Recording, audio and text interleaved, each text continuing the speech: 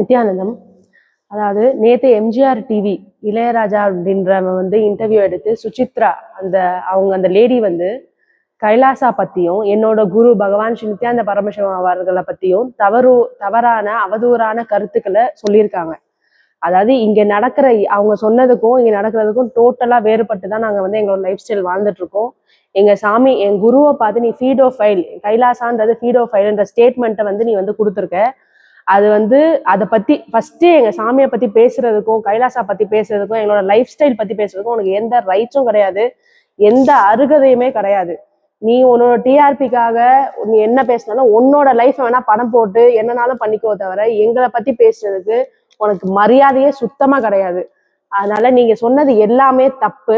நாங்க இங்க ஆக்சுவலா ஃபுல்லாவே கைலாசால எங்களுக்கு சாமி வந்து ஹீலிங் எனர்ஜி. எனக்கு வந்து கால் ஃப்ராக்சர் ஆகி நான் நடக்க முடியாம 6 மாசம் பெட் ரெஸ்ட்ல இருந்தேன்.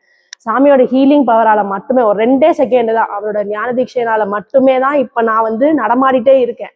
ஸோ அந்த மாதிரி சாமி எங்களுக்கு எல்லாருக்குமே, அதுவும் இப்ப இருக்கிற இந்த ஏஜ் கேட்டகரியில எப்படியோ மக்கள் வந்து மெயினா இந்த யங் ஏஜ் பீப்புள் வந்து கெட்டு போயிட்டு நிறைய விஷயங்களை அடிக்ட் ஆகி வாழ்ந்துட்டு இருக்க காலத்துல எங்க எல்லாரையும் நல்வழிப்படுத்தி கரெக்டான பாதையில எங்களை வழிநடத்தி எங்களோட கைடாவும் எங்களோட லைஃப்ல எல்லா விதமாவும் எங்க சாமி மட்டும்தான் இருக்காங்க. ஸோ அவரை பத்தி நீ இந்த மாதிரி ஒரு ஸ்டேட்மெண்ட் கொடுத்ததுக்கு கண்டிப்பா உன் மேல லீகல் ஆக்ஷன்ஸ் ஆல்ரெடி எங்களோட டீம் எடுத்துட்டாங்க. இனிமேட்டும் நீ இந்த மாதிரி பேச கூடவே கூடாது.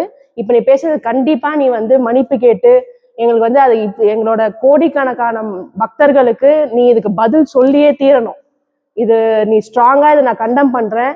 இன்னொரு முறை better to not do this next time.